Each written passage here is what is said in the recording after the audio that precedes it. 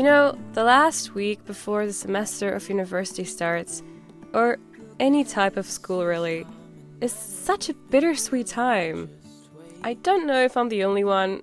I dare to say I'm not, but I simply cannot stop myself from thinking how quickly the summer has flown by and that the autumn is here again.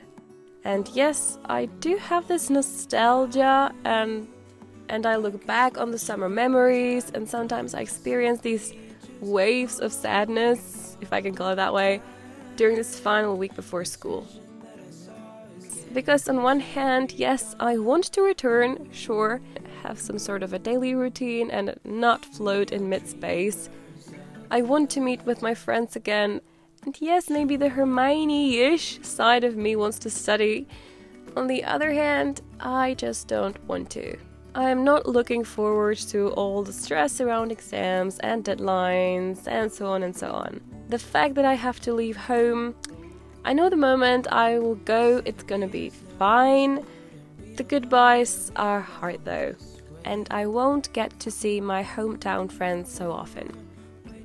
So yes, a bittersweet time for me that last week before school. That is why I am so happy to have gone on a trip. It made me focus on the new experiences, planning what to do, where to go. Not that I have done that much about planning this trip. I bought the tickets to get there, I booked some accommodation, but what happens on the trip and what we could see, where we could go, that is mostly very spontaneous. I was glad this trip to Edinburgh took my mind off of the bad thoughts and forced me to be present.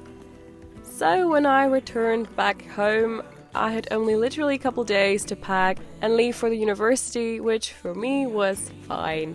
Just enough time to be at home for a bit more, to see my friends, and then inevitably leave. You know, I just love this city. I honestly do. And the people. The people are so kind here. Like, really, I was enjoying the atmosphere so much. Like, so much. Oh dear, I miss it. We've had such lovely hosts in our accommodation. They kept asking us if we need anything, if everything was okay, how was our day, and more of these kind questions. You know, that was so nice. The weather was so beautiful that day. We simply walked, starting on Prince Street, heading somewhere. Then we were suddenly by the Royal Botanic Garden, and then we decided, why not? We're pretty close to the ocean terminal, so let's go and see the Yacht Britannia. You can call this a childish part of me, but I just can't resist to sit in one of the front seats on the upper deck of the bus. Oh, I just love to watch the road in front of me. We've stopped for another breakfast/lunch in this cozy place, and I've tried their vegan veggie breakfast, and it was so good. Honestly, I was really surprised how many vegan options there were, like everywhere. That evening was so magical, and the colors were so pretty. The sun was setting, and people were on the beach, walking their dogs, or simply hanging out. Gosh, I love this place. I know I'm repeating myself like for a millionth time. Oops, I'm afraid you're going to hear that a few more times. This is so amazing. The sunset, but the light is still sort of reflecting in the water here, and it creates these beautiful, I don't know how to call it, but reflections.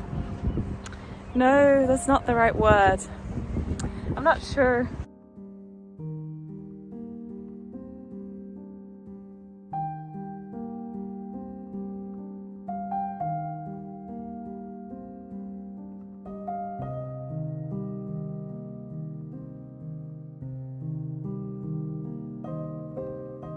So today we've walked practically across half of the city, because we've walked from Princess Street over to the port where the Yacht Britannia is. And it was a long walk, yes, it was a very long walk, but we enjoyed it, and yeah, it was kind of cool to just walk across the city and observe everything around. Yeah, and the weather, I can't believe how lucky we are, because it was sunny the entire day and it wasn't raining at all, even though the weather forecast threatened with the rain. It's beautiful here.